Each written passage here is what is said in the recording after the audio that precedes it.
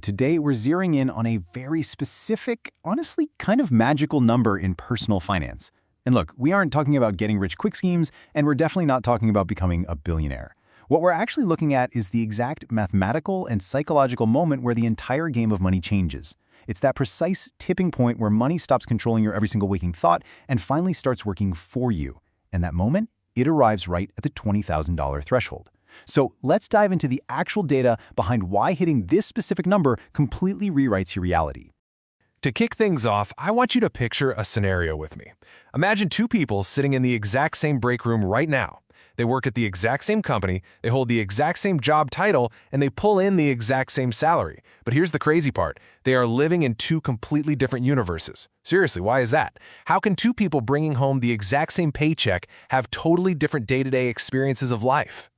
Well, look at the wild contrast right here. On the left, we've got one person with exactly $412 in the bank. They're just sitting there, quietly doing all that stressful mental math. Rent is due in 9 days, the car insurance auto draft just hit, and honestly, they're silently panicking. Now look at the person on the right. They're just calmly reading a book. No stress.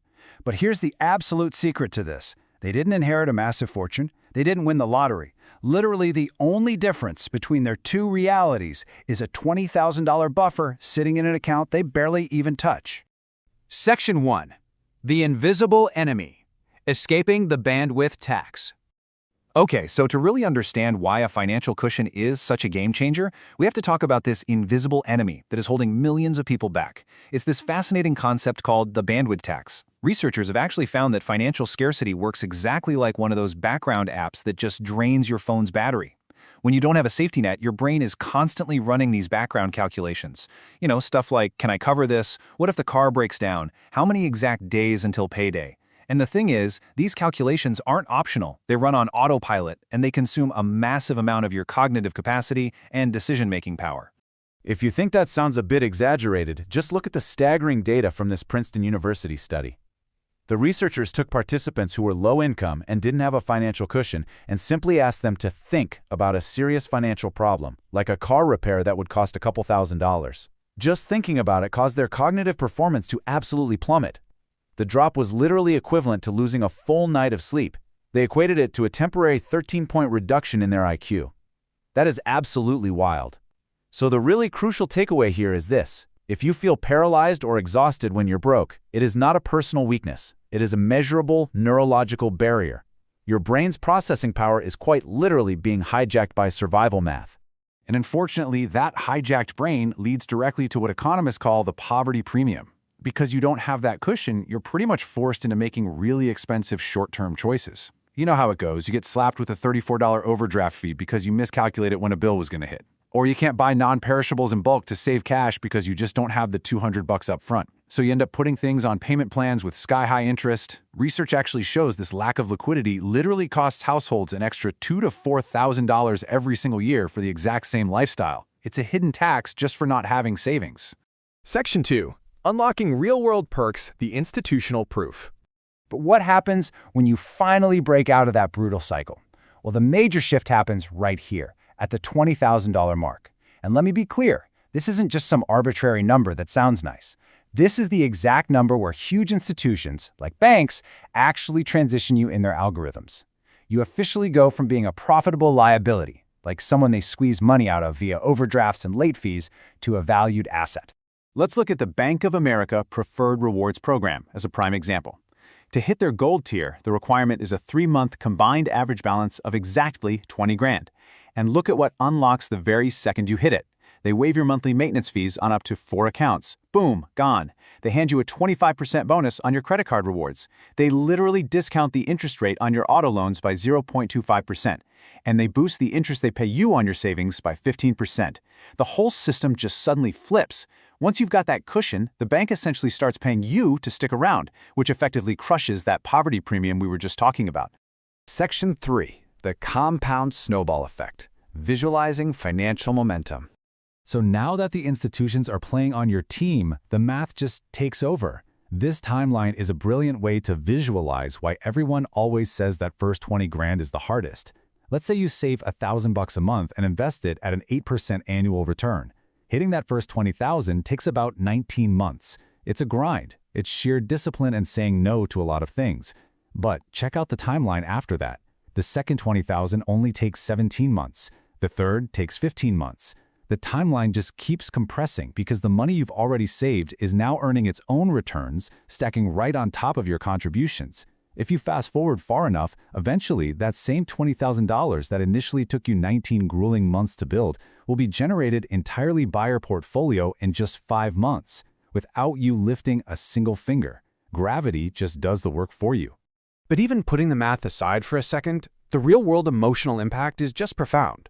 I absolutely love this quote from a user on the Poverty Finance subreddit. They said, "20K isn't necessarily a life-changing amount of money for most people, but it is a life-saving amount of money. Having that as an emergency fund is huge. And you know what? They hit the nail right on the head. If your car breaks down, you just fix it or replace it. If you lose your job during a rough economy, you aren't going to go hungry or lose your home. It takes what used to be a massive, life-altering crisis and downgrades it into, well, just an annoying inconvenience."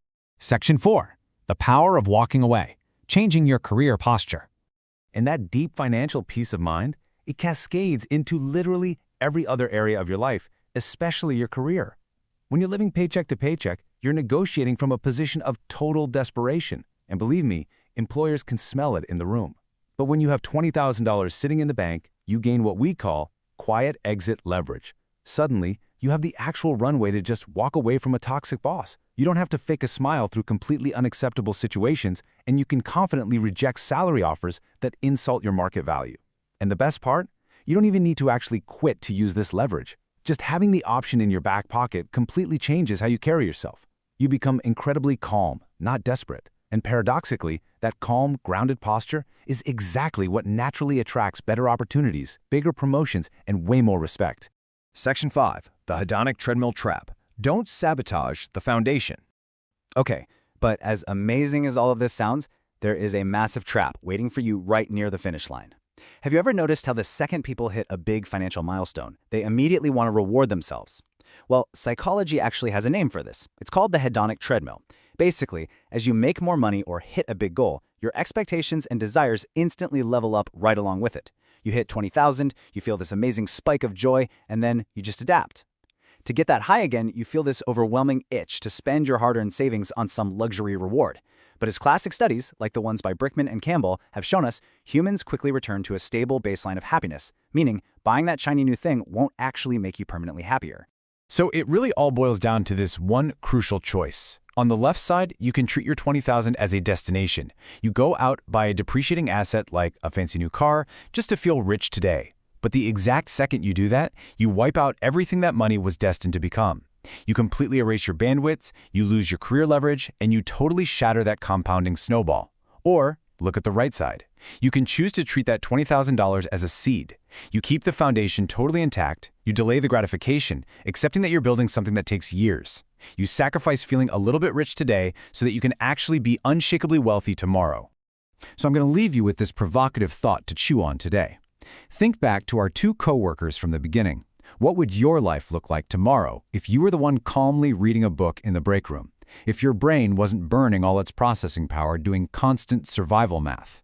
The $20,000 threshold is not the finish line, guys. It is the starting line. It is the moment the rules of the game finally start working in your favor. So the only real question left is, how quickly are you going to cross it? Thanks so much for joining me for this explainer.